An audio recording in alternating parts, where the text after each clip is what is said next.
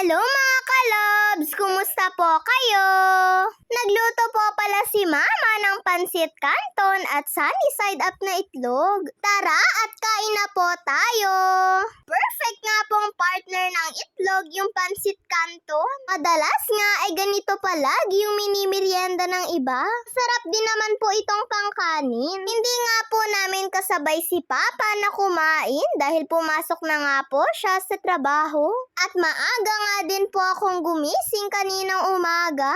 Nasanay na lang po talaga yung katawan ko kahit walang pasok.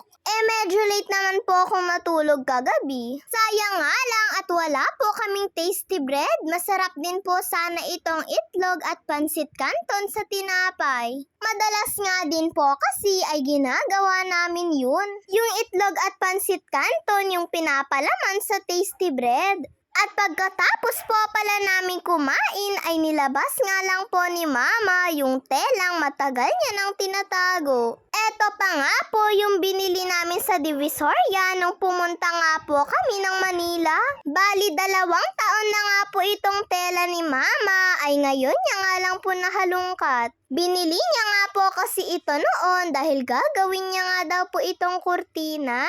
Kapag nga po nagpupunta kami ng Manila noon ay ganito nga po lagi yung gustong binibili ni Mama, puro tela. Tinatahi na nga lang po ni Mama yung bawat dulo nito. At eto nga po munang bintana namin sa harap yung natahian niya. May mga ibang kurtina pa naman po si Mama. Pero gusto niya nga lang daw pong magamit eto pong tela niya. At nung naitahi na nga din po ni Mama yung mga side ng kurtina, ayan nga at ipinalit niya na din po ito sa dati naming kurtina. Ang ganda-ganda nga po ng design nito mga kalabs, oh. Mahilig nga din po kasing magpalit-palit si Mama ng kurtina dito sa bahay. Ganun po siguro ang mga nanay, ano po mga kalabs. Ayan at napakaganda na nga pong tignan nito pong kurtina namin. Isusunod na nga lang daw pong tahian ni Mama ng kurtina, yung pinto at bintana namin sa kwarto. Nangangalay at namamanhid na rin daw po kasi yung kamay ni Mama.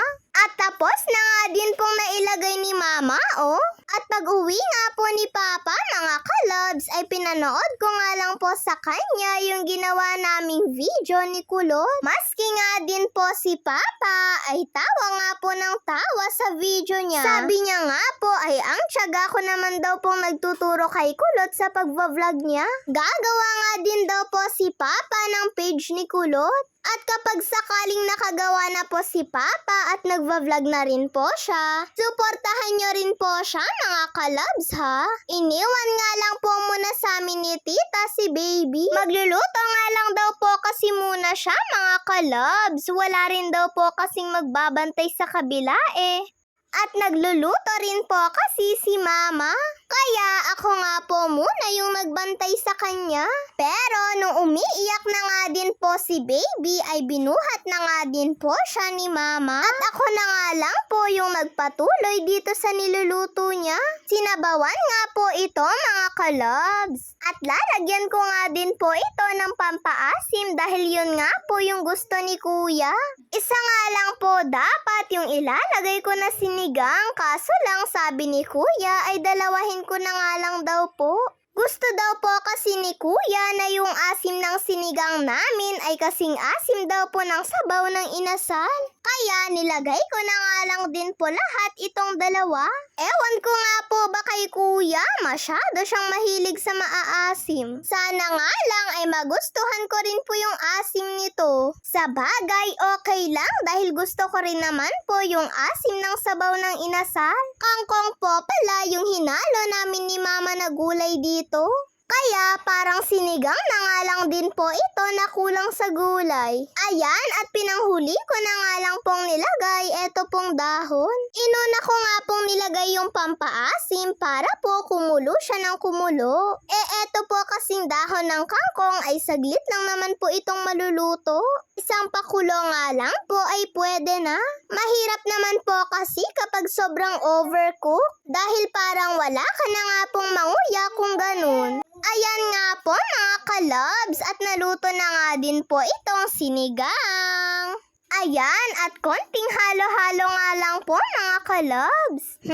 At nakaka-excite na nga pong tikman kung anong lasa nito. At nung naluto na nga ay tinikman ko na nga din po mga kalabs. Grabe nga po mga kalabs at ang asim niya nga po. Tignan nyo naman at napakindat pa nga po ako sa asim. Pero okay lang dahil masarap naman po.